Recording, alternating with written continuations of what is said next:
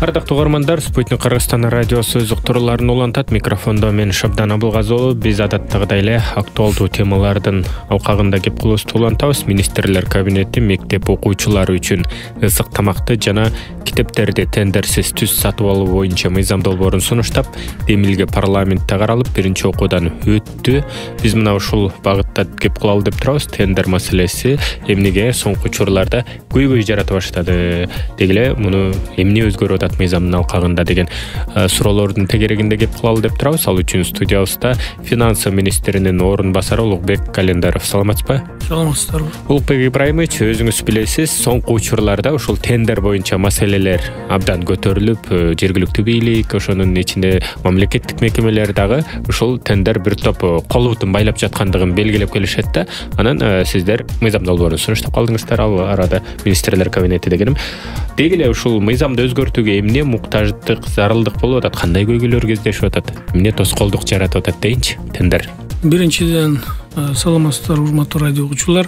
Биринчиден алып айтып кете турган болсок, бул сатып алуу процедуралары буга чейинки тендердик процедуралар деп айтып келебиз. Бул сатып алуудагы тартипти, атаандаштыкты, сапатты, бюджеттик каражаттарды, ошол салык төлөөчүлөрдүн бюджеттин булактары болгон келип түшкөн каражаттарды эффективдүү, ачык, айкын пайдалануу, анан коррупциялык тобокелчиликтерден арылуу менен жөндөлгөн.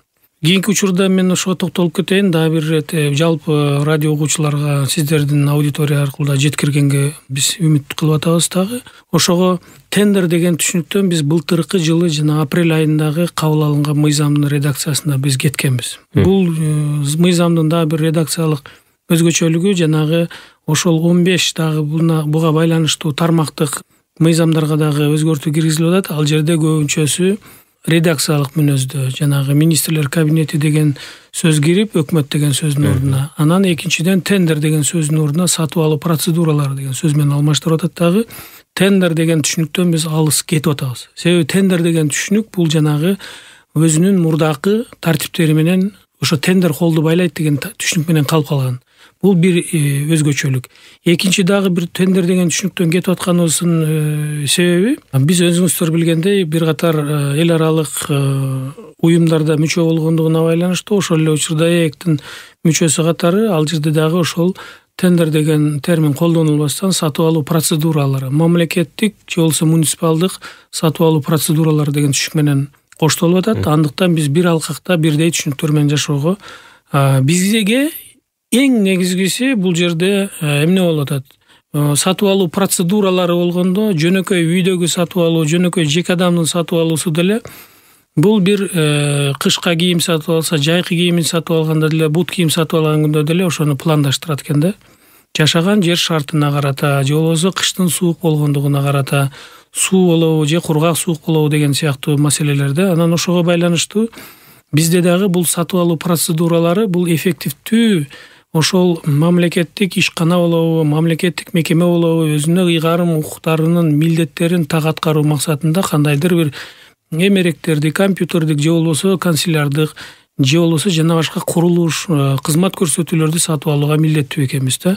Ансыз биз өзүбүздүн милдеттерди, мамлекеттик функцияларды, ички жана тышкы функцияларды аткарууга башка мүмкүнчүлүктөрүбүз жок. Ошого байланыштуу бул жерде биз сатып алуу процедураларын бул азыркы өзүңүздөр көрүп аткан мындай эффективдүү, тез өнүгүп аткан, тез алмашуулар болуп аткан мезгилде жашап атабыз. Мындайча айтканда, орусча айтканда гиперактивдүү жашоодо жашап аткандыгына байланыштуу, башкалардан артта калбаш максатта байланыштуу ушундай жөнөкөйлөштүрүү шарттарына кетип атабыз да.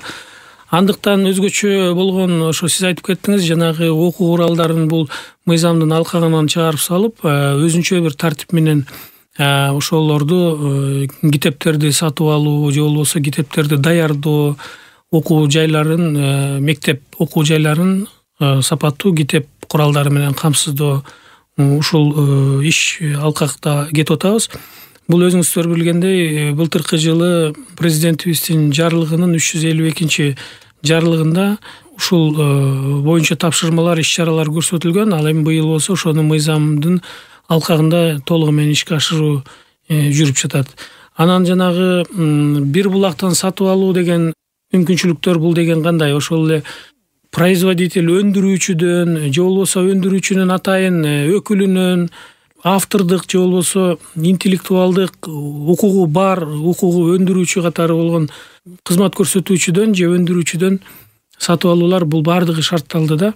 Мурун жанагы кандайдыр бир ортомчу фирмалар дейбизби, фирма однодневка деп коебузбу орусча айтканда, бир күндүк көз боемочулук менен жасай турган шарттардан коррупциялык же болбосо көз боемочулук, алдамчылык жол менен кымбат баада берип кете турган шарттарды биз толугу менен бөгөт кое турган шарттарды түзүп бердик. Муну үчүн мыйзам аткарылыш керек. Сатып алуучу мекемелер баардыгы муну сатып алуу процедураларын, сатып алына турган товарларды, кызматтарды баардыгын туура пландаштырып, ошонун жана биз айтып коебуз квалификациялык жана сапаты боюнча талаптарды так даана жазып, ошол сатып алуу процедурасынан өтүп контракт түзүүчүлөр менен ошол товарды же болбосо кызмат көрсөтүүнү жасап аткан маалда биз ошонун сапатын биз бекиткен, ошо сатып алуучу уюм бекиткен талаптарга жооп бере тургандай кылып кабыл алыш керек да.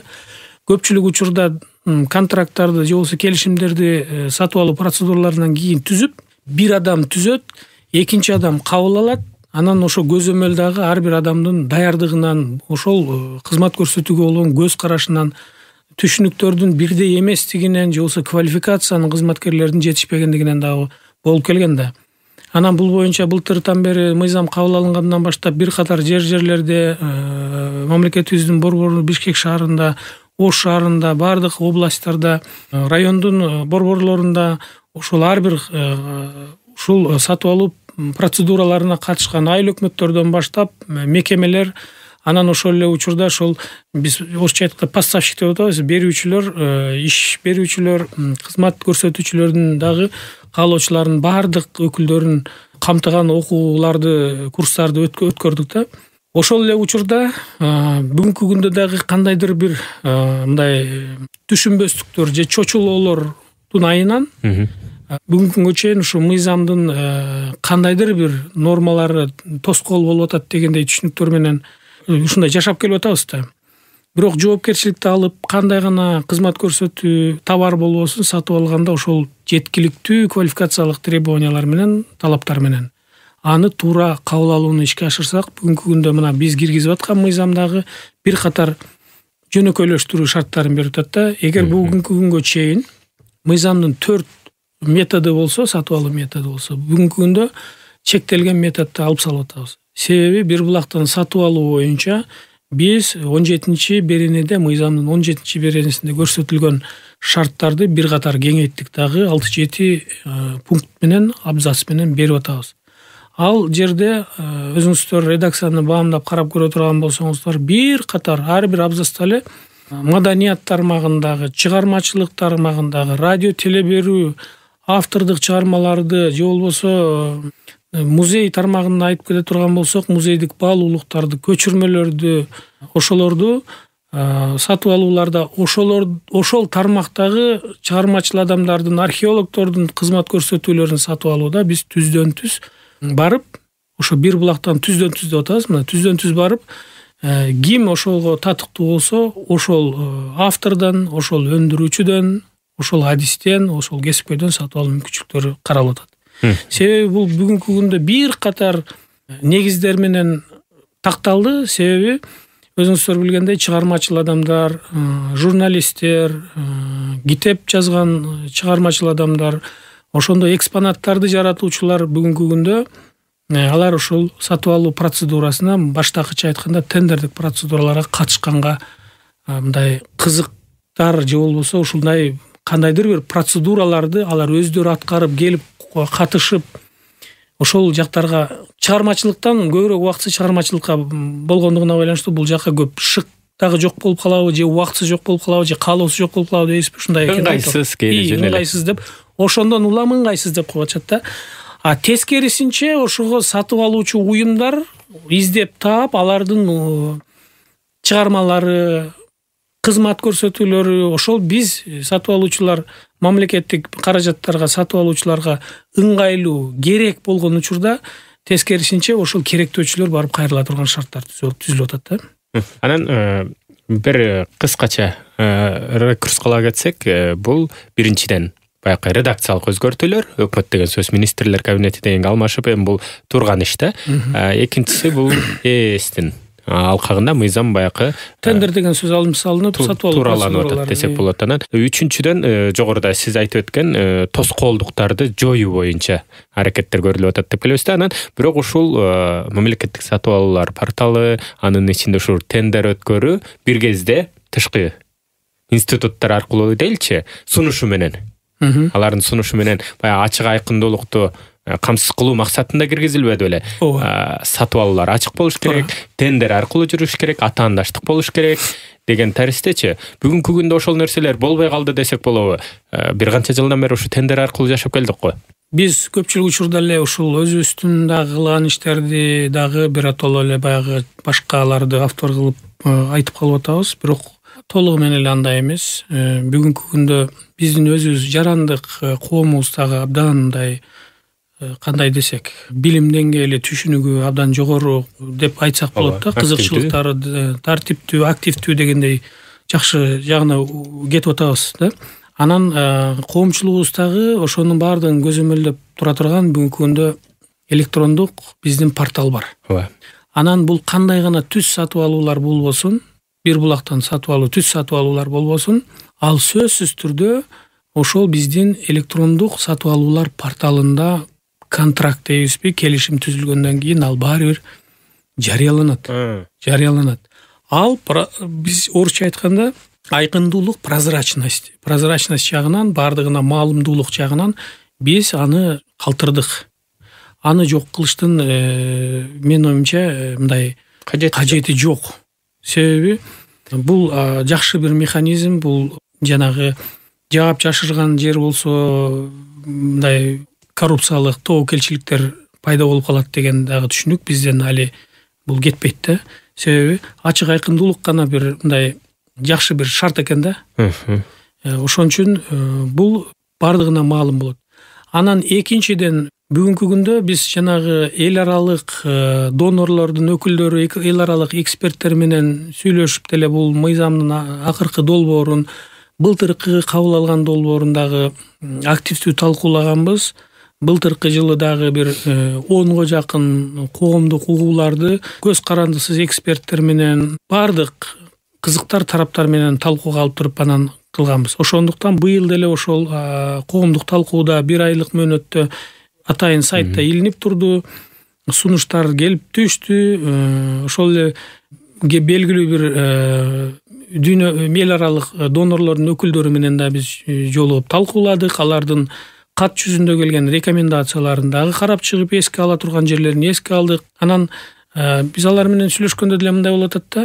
Эгерде силердин жашоо шартыңарга, экономиканын мүмкүнчүлүктөрүнө, административдик, территориалдык башкаруунун өзгөчөлүктөрүнө жараша методдорду өзгөртүп, илкемдүү кылып алып келе турган болсоңор, ошол эле учурда ата мекендик өндүрүүчүлөрдүн кызыкчылыктарын жер-жеринде сапаттуу, мындайча айтканда, жаңы, свежий товарлар менен, продукция менен камсыз кыла ала турган болсоңор, эмне үчүн силер өзгөртө албашыңар керек? Бул силердин суверендүү укугуңар деп атат да. Алардын да кызыкчылыгы, биздин донорлордун да кызыкчылыгы бул жерде ачык айкындуулук, эффективдүүлүктү гана көргүбүз келет деген ойлорун айтып атат. Ошондуктан биз бул жерде эч кандай донорлор менен, биздин өнүктүрүү боюнча өнөктөштөр менен, партнерлор менен эч кандай келишим да бузулган жок. Алардын да кызыкчылыктарын мындай четтеп өткөн жокпуз. Баардык кызыкчылыктар, биздин бир кызыкчылыгыбыз баягы элдик бюджеттик акчаны сарамжалдуу, эффективдүү пайдаланууга келип тагалып атат да. Анан буга чейин баягы программанын башында айтып калбадымбы, жергиликтүү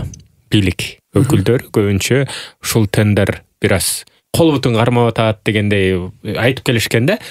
Маселен, ушул бардык нерсени тендер аркылуу алабыз. Алар болсо аз акча талап кылган айрым иш-чараларга катышпай коет, кызмат тейлөөнү көрсөтпөй коет, акча аз сунушталган учурларда деген сыяктуу бир катар баягы өзүлөрүнүн нарыхчылыктарын айтып келген десек болот да. Анан 10 май күнү жогорку кеңеште сиз дагы ушу Баткенге бөлүнгөн өнүктүрүү фондунун дагы 500 миллион тууралуу айтып келип, ушу тендер маселеси менен дагы байланыштыргансыздар да. Жергиликтүү бийликке баягы кол бутун бошото алабы? Сиздер сунуштап аткан долбоор учурдагы. Мен оюмча бүгүнкү мен бул студияга келген үмүтүм Кудай буйруса акталды деп ойлойм. Себеби сиздердин ушул площадка аркылуу, аянтча аркылуу биз бүткүл мындай маалыматты Кыргызстан боюнча бергенге мүмкүнчүлүк шарт түзүлөт дедиле. Ушул эң көйгөйлүү суроолордун бири ушул болчу да. Туура айтасыз. Бүгүнкү күндө кол бут байланды деген сөздөрдү айтып келишкен. Бүгүнкү күндөгү бул мыйзамдын долбоору буга чейин да кандайдыр бир орусча да айтып кетейин, узкий коридор бар жерлерди биз азыр дагы кеңейтип бердик да. Мүмкүнчүлүктөрдү кеңейтип дагы. Себеби бул эмнеде? Биз бүгүнкү күндө ошол айыл өкмөттөрдөгү сатып алуулардын эгерде электрондук каталогдо мындай түз сатып алуу, электрондук магазинден мындайча айтканда, санариптик магазинден ошол порталыбыздан ачык көрүп туруп ала турган товарлар жок болуп калган болсо, анда коммерциялык сунуштама аркылуу эле же сөздөрү кайрылып туруп, муну түз сатып алууга чексиз 50 000 сомго чейин бүгүнкү күндө көрсөтүлгөн эле да. Анан бүгүнкү күндө ушул керектөөлөрдүн дагы чоңойгондугуна байланыштуу, баалардын өзгөргөндүгүнө байланыштуу ал биз чектөөнү 100 000 сомго чейин деп көтөрдүк. Бул ар бир беренелер, чыгымдардын ар бир беренелери боюнча да. Анан жогорку кеңеште дагы жакшы сунуштар болду. Депутаттарыбыз тарабынан ушул сунуштарды парокту, мындайча айтканда чектөөнү да 200 000 сомго чейин көтөрүү, 500 000 сомго чейин көтөрүү, кээ бир учурда болду 1 миллион сомго чейин, 2 миллион сомго чейин көтөрүү. Анан эми биз мындай ойлойбуз, ар бир берене чыгымдардын беренелери боюнча айтылганда, ошол 100 000ге же 200 000ге чейин көтөрүү бул мындай максатка ылайыктуу ошол менен депчи. Себеби ар бир чыгымдардын беренелери боюнча болуп атат. Анан ар бир учурда эле жанагы электрондук каталогдо же болбосо түз сатып алуу укуктарын анда мындай атта өтүп кетүү болуп калат да. Себеби буга дагы бир ой толгоо бар. Эгерде кээ бир айыл өкмөттөрдүн өзүңүздөр сатып алуулар боюнча чыгымдарын анализ кылып карап көрө турган болсоңуздар, анда таптакыр эле сатып алуу процедураларын жанагы жерлерде конкуренттик чөйрөнү да өнүктүрүүгө бир аз кедергиси тийип калчудай да.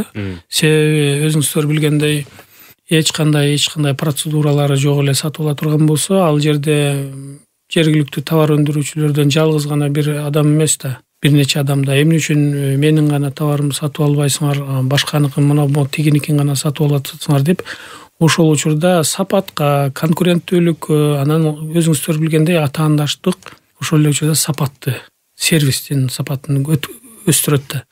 Анан бул ушулардын баарын эске алышыбыз керек биз. Ал жерде калктын, ишкерлердин, товар өндүрүүчүлөрдүн ата мекендик кызыкчылыктарын кагылыштырып, мындай конфликтный, кандайдыр ушундай бир талаш тартыш акыбалдарга алып келбей тургандай болушубуз керек да. Анан азыркы мамлекеттик сатып алуулар процедурасы дейличи, сатып алуулар процедурасы деп атабыз. Айтасыз. Мындан кийинкиси мыйзам өтүп кала турган болсо, толук кандуу кол коюлуп ишке кире турган болсо, кандай баягы мүмкүнчүлүктөрдү сактап калды? Мурда сунушталган жанагы атаандаштык боюнча баары сунуштачу каалаганын тандап алчу эмес беле? Ошол сыяктуу мүмкүнчүлүктөрү сакталып калабы? Бул жерде баягы өкмөт бир канча тизмени бериптир, түз сатып алууга мүмкүн болгон. Бул жанакы маданий жааттан, архивдик жааттан, ошол эле мектептерге тиешелүү жана башка башка бир катар. Мындайча айтканда, бүгүнкү күндө муктаж болгондорго уруксатын бериптир десек болот. Анан калган учурлар эмне болду? Бул саналып өткөн жактарды, мисалы, спорттук шаймандар сатып алуу боюнча, гуманитардык жардам боюнча деп бир канча тизмеси келтирилип атат да. Андан башкаларычы сатып алуу учурунда мурдагы эрежелер кайсы бир деңгээлде сакталып калабы? Албетте, мурдагы эрежелер сакталып калат. Сактала турган учурлар бар. Бул боюнча жанагы эки этаптык сатып алуу процедурасы бар, өзүңүздөр билесиздер аны. Бул мисал үчүн эгерде биз сатып алуучу тарабына бир кандайдыр бир автордук же болбосо кандайдыр бир эксклюзивдик укугу бар, же болбосо татаал бир оборудование дейбиз, биз шайманды өндүрүүчү боюнча бизде маалымат жок болуп, биз үчүн тандоо жагдайы жаралып турса, биз анда ошол учурда эки этаптуу сатып алуу процедурасын жарыялап туруп, ошол аркылуу катышуучулардын ичинен тандап алуу мүмкүнчүлүгүбүз бар. Эгер ошол эле учурда биз кандайдыр бир медициналык оборудование алалы, бир завод же болбосо биз бир өндүрүүчү чыгара турган болсо, бир дүйнөлүк брендтин алдындагы айтып коелу эме, атын атабасак дагы айтып коелу. Анан эгерде ошол өндүрүүчүнүн медициналык оборудованиясы, томографиясы дей турган болсок, ал абдан так биздин шартка бизге муктаж болсок, ал эгер өзү өндүрүүчү болсо, же болбосо ал өндүрүүчүнүн Кыргызстанда атайын дистрибьютери, дилери дейбизби, өкүлү боло турган болсо, анда биз ал ушул учурда дагы ал ошол товар өндүрүүчү менен биз түз договор түзүп, бир түз сатып алуулар менен жол менен барып сатып алсак болот. Көрдүңүздөрбү? Бул биз эрежелер момундай болот кана деп коебуз. Мунун баардыгы мындай гибкий механизмдерди, мынча айтканда, ийменчек механизмдерди кылып бердик. Бирок бул жерде мына коррупцияга каршы механизмди, ачык айкындуулукка каршы механизмди гана сактап калып атабыз да. Бизде президенттин койгон тапшырмасы, эки тапшырмасы тең, мисалы үчүн коррупция менен коррупциялык тобокелчиликтерди жок кылуу, ошол эле учурда кол бут байлаган артык баш бюрократиялык процедураларды алып салуу боюнча тапшырмасы ушул жаатта аткарганга аракет кылдык да, ошондон улам келип чыккан мыйзам долбоору болуп эсептелет да. Өзүңүздөр көрдүңүзбүрбү? Мына кайсыл учурда биз эки этаптуу ошол жанагы сложный оборудованияга татаал иш-чара аракеттерге жасап атабыз.